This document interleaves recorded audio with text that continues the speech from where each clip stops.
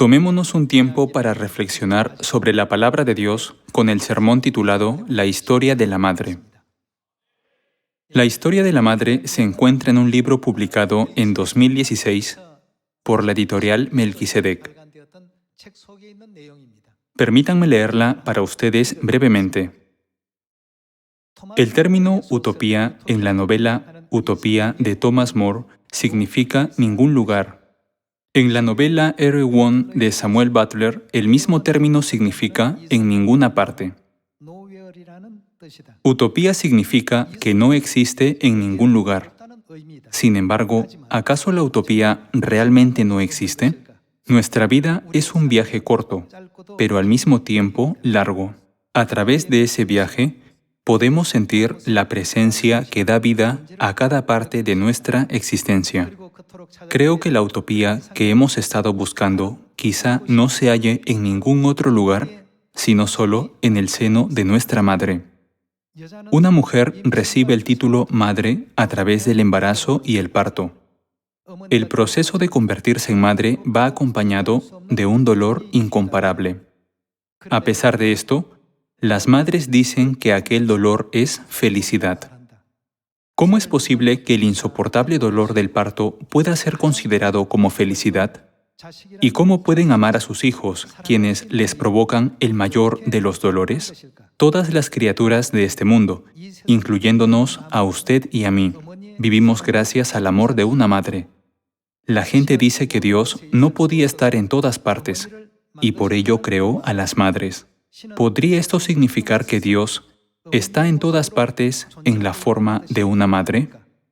Toda esta providencia está al alcance de quien la busca en las historias de la Biblia desde el principio de la creación.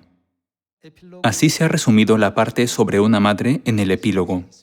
En el libro de Génesis, después de que Dios hiciera caer sueño profundo sobre Adán, ¿cuál fue el nombre del ser que Dios creó de la costilla de Adán? Está escrito que Él creó a una mujer llamada Eva.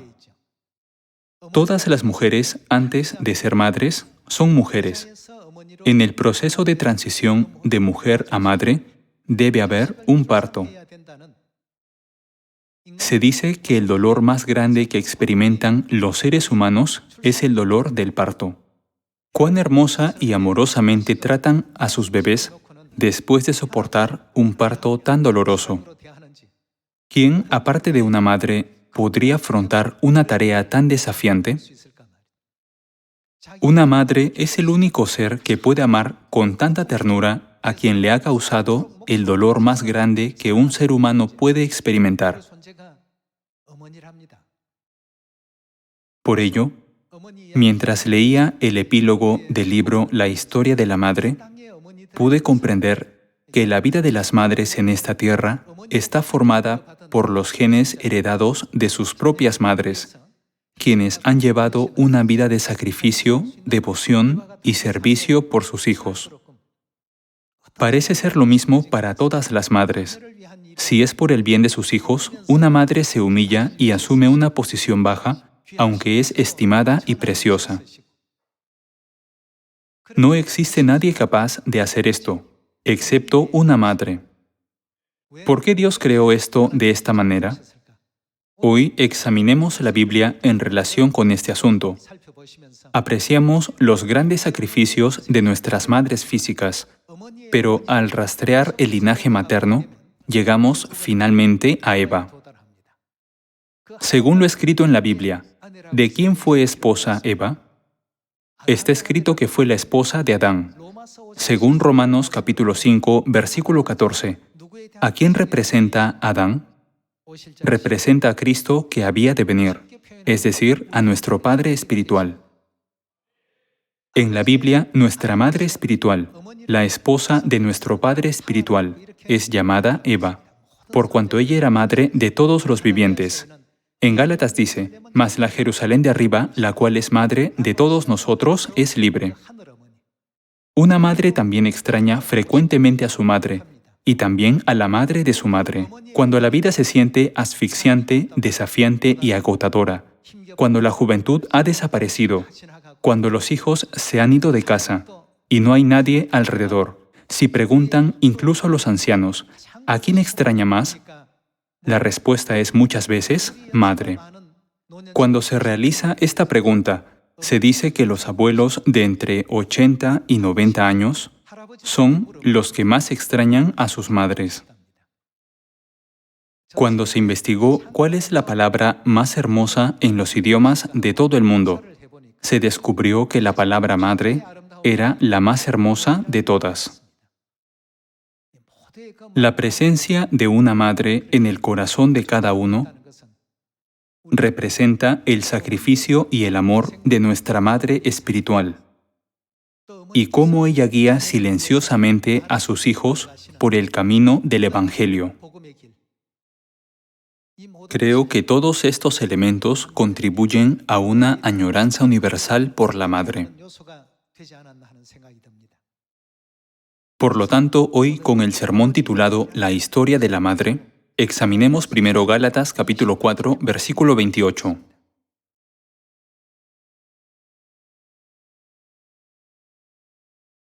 Gálatas capítulo 4, versículo 28. Así que, hermanos, nosotros como Isaac somos hijos de la promesa. Pero como entonces el que había nacido según la carne perseguía al que había nacido según el Espíritu, así también ahora. En el versículo 28 está escrito que nosotros, como Isaac, somos hijos de la promesa. Esto muestra cómo la Biblia describe a aquellos que creen en Dios y participan en el camino de la salvación. Entonces, abramos 1 de Juan capítulo 2 para ver qué promesa nos ha hecho Dios para que podamos llegar a ser los hijos de su promesa.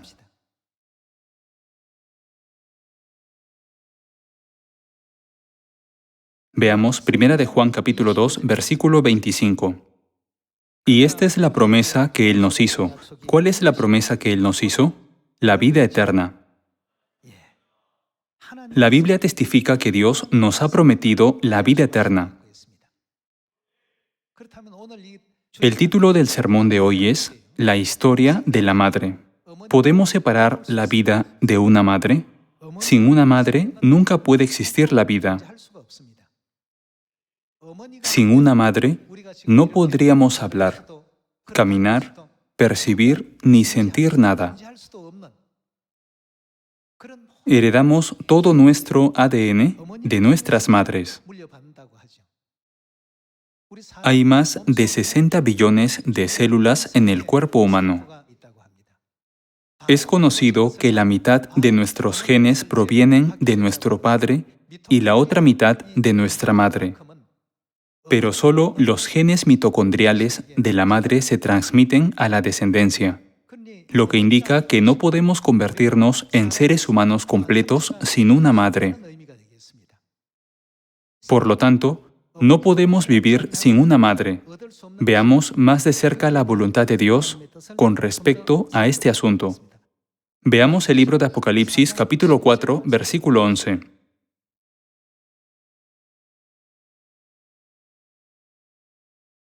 Apocalipsis, capítulo 4, versículo 11. Señor, digno eres de recibir la gloria y la honra y el poder, porque tú creaste todas las cosas, y por tu voluntad existen y fueron creadas. Todas las cosas fueron creadas por Dios. ¿Por la voluntad de quién existen todas las cosas? Por la voluntad del Señor, es decir, por la voluntad de Dios. Entonces, ¿acaso no podía Dios haber creado todas las cosas a través de un Padre para que toda la vida pudiera nacer sin una madre? Sí, Él pudo haberlo hecho porque es Dios Todopoderoso. Sin embargo, no lo hizo así, sino que dispuso que todos los hijos nacieran solo de una madre. Sin una madre es absolutamente imposible que se complete una vida. Para dar a luz a la siguiente generación, una madre debe soportar mucho sufrimiento.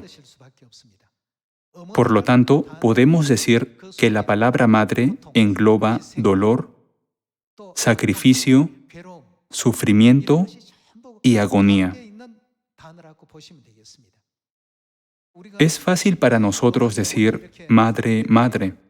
Ustedes tienen una madre física que dio a luz a sus cuerpos físicos y también tienen una madre espiritual. Debemos comprender que en el nombre Madre se esconden incontables penurias y dolores soportados por el bien de la crianza de los hijos. El nombre Madre ciertamente no es un nombre que surja por casualidad. En Apocalipsis capítulo 4 se declara que todas las cosas fueron creadas y existen por la voluntad de Dios. En la providencia de Dios, todos los seres vivientes de esta tierra nacen de una madre y no de un padre. Así como todas las criaturas heredan la vida física a través de sus madres físicas, la vida eterna de nuestros espíritus no puede ser heredada en absoluto sin nuestra madre espiritual.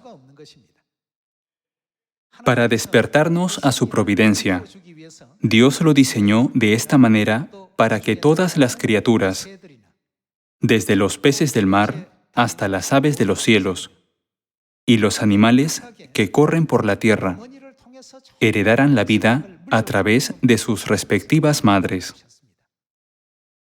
Esto nos enseña que así como la vida física es dada a través de una madre física, debe existir la madre espiritual, que da la vida eterna de nuestros espíritus, ¿no es así?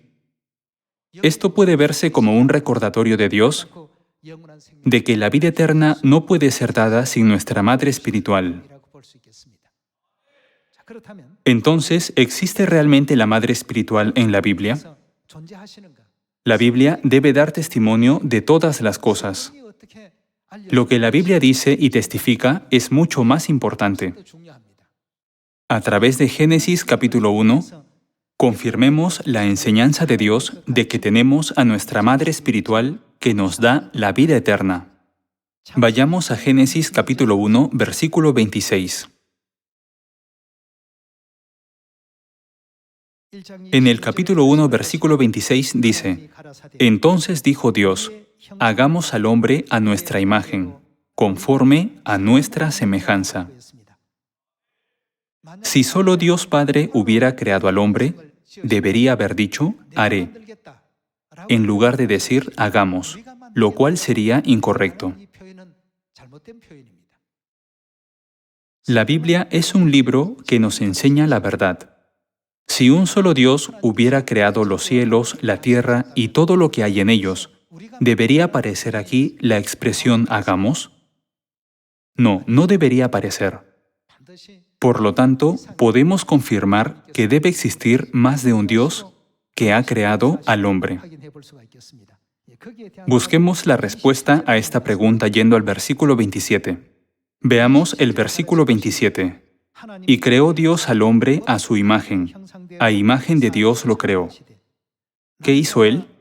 Varón y hembra los creó. Entonces dijo Dios, hagamos al hombre a nuestra imagen. Y creó al hombre y a la mujer. ¿No nos permite esto comprender que existe una imagen masculina de Dios y una imagen femenina de Dios, que fueron los que dijeron, hagamos? Esto significa que quien creó al hombre no fue un solo Dios. Durante mucho tiempo, la humanidad se ha referido al Dios de imagen masculina como Dios Padre. Entonces, ¿cómo deberíamos llamar al Dios que tiene la imagen femenina? Naturalmente, ya que ella es quien nos da la vida, debemos llamarla Dios Madre. Por lo tanto, así como en el mundo físico existen los padres y las madres, Dios nos ha despertado al hecho de que en el mundo espiritual existen tanto Dios Padre como Dios Madre. Y esta es la promesa que Él nos hizo, la vida eterna. Sin embargo, esa vida se le da a la humanidad solo a través de la Madre. ¿No ha aprendido la humanidad este principio a lo largo de miles de años de vida en el mundo físico? Los hijos no pueden nacer sin sus madres, y este hecho es bien conocido incluso por los niños pequeños. Asimismo, para recibir la vida espiritual, debemos tener a nuestra Madre Espiritual. Ya que llamamos al Dios de imagen masculina Dios Padre, entonces, naturalmente, debemos llamar al Dios de imagen femenina Dios Madre. Por lo tanto, Dios Padre y Dios Madre han trabajado juntos desde el principio en la creación del hombre y también han trabajado juntos para contrarrestar la arrogancia de los hombres que construían la Torre de Babel. Esta es la razón por la que se usa el sustantivo plural Elohim en la Biblia cuando se hace referencia a Dios. La razón por la que se usa Elohim, un sustantivo en plural, para referirse a Dios, no es que la Biblia carezca de sustantivos singulares para referirse a Dios. Existen los sustantivos singulares Eloa y El, ¿no es así? Él es un sustantivo singular que se utiliza para referirse a un solo Dios. Sin embargo, en los 66 libros de la Biblia, podemos ver que se ha utilizado la palabra Elohim para Dios más de 2500 veces. Está escrito de esa manera en los textos originales de la Biblia, lo que hace esto innegable incluso para los eruditos bíblicos. Así, solo cuando existe la Madre, toda la humanidad puede recibir lo que Dios ha prometido. ¿Cuál es la promesa de Dios? Es la vida eterna. Debemos convertirnos en aquellos que reciben esa promesa, la vida eterna, en esta tierra a fin de regresar a nuestra eterna patria celestial, ¿no es así? Para aquellos a quienes no se les da esta promesa, no importa cuántas veces digan Señor, Señor, o creo, creo, incluso cientos de veces. ¿Cuál es la enseñanza de Jesús en Mateo capítulo 7? Nunca os conocí, apartaos de mí, hacedores de maldad, ustedes que violan las leyes de Dios. ¿No está escrito de esta manera? Es solo cuando el Padre y la Madre están presentes que una iglesia puede tener la vida eterna y una persona puede convertirse en un hijo de la promesa que heredará la promesa de la vida eterna. ¿Podemos convertirnos en hijos de la promesa sin la Madre? Es imposible, y solo puede verse como una falsa enseñanza que distorsiona las enseñanzas que Dios nos ha dado. Entonces, vemos constantemente en una familia que una madre sirve a sus hijos y a su esposo. Tal es el orden que Dios ha establecido. ¿No está escrito que el esposo es la cabeza de la esposa? La Biblia también dice, las casadas estén sujetas a sus propios maridos como al Señor. Maridos, amad a vuestras mujeres. Esto es lo que la Biblia nos enseña sobre la construcción de una familia armoniosa. La Biblia está llena de enseñanzas de que debemos cuidarnos unos a otros. Tanto los padres como las madres son preciosos. Aunque una madre ocupa una posición elevada en la familia, ella se humilla a sí misma. Aunque es la dueña del hogar, vive como si fuera una sierva. Asimismo, se dice que el amor de una madre por sus hijos es un gen heredado de la madre de su madre y así sucesivamente. Si rastreamos el origen absoluto, llegamos a Génesis capítulo 3, versículo 20. Veamos Génesis capítulo 3, versículo 20. Capítulo 3, versículo 20. Y llamó Adán el nombre de su mujer Eva, por cuanto ella era. ¿Quién era ella? Madre de todos los vivientes. La palabra madre surge de inmediato. Ella se convirtió en la madre de todos los vivientes. En conclusión, la vida comenzó con Eva. ¿De quién es esposa Eva? Ella es esposa de Adán, y en la Biblia Adán representa a Cristo. Veamos el libro de Romanos capítulo 5, versículo 14.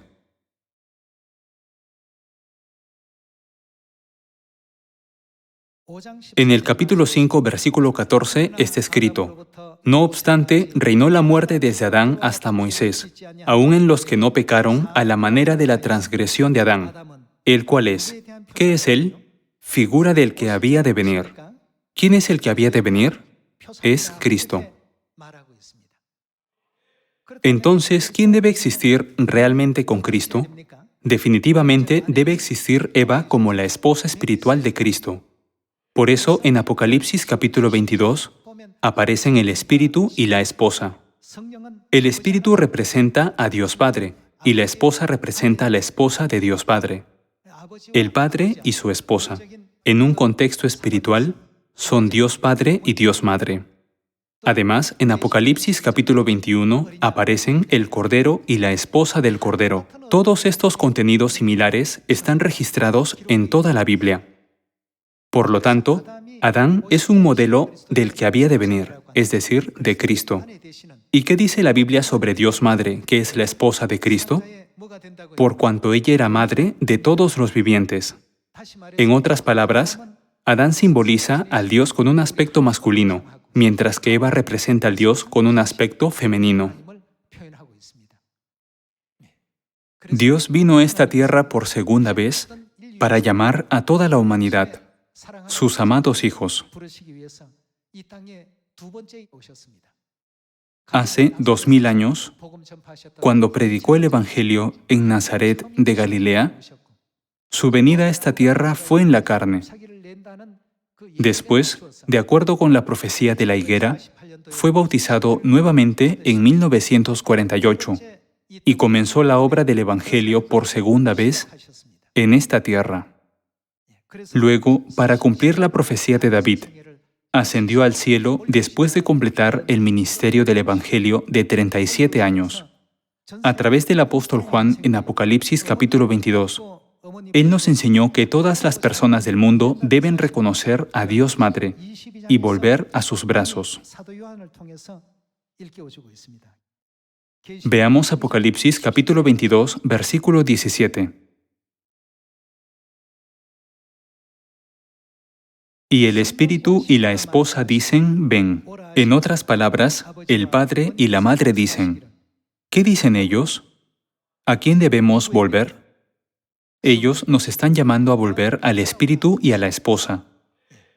Esto significa que toda la humanidad puede alcanzar una fe completa cuando comprendan a la Madre. Podremos volver al Padre y a la Madre solo cuando los reconozcamos. Y el Espíritu y la esposa dicen ven, y el que oye diga ven, y el que tiene sed venga, y el que quiera tome del agua de la vida gratuitamente. Yo testifico a todo aquel que oye las palabras de la profecía de este libro.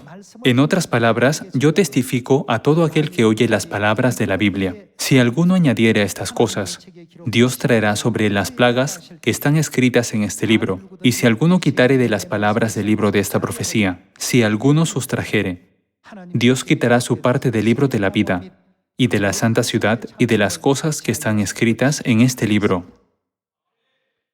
Las palabras del Espíritu y la esposa que nos dicen ven no pueden cambiarse. Toda la humanidad debe encontrar al Padre y a la Madre en esta tierra y volver al seno de la Madre, donde se completa la verdadera fe. No está profetizado en el libro de Isaías capítulo 60, que debido a la resplandeciente luz, los hijos vendrán de lejos y las hijas serán llevadas en brazos? Confirmemos esto en el libro de Isaías capítulo 60.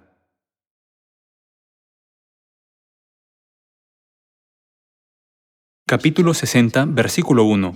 Levántate, resplandece.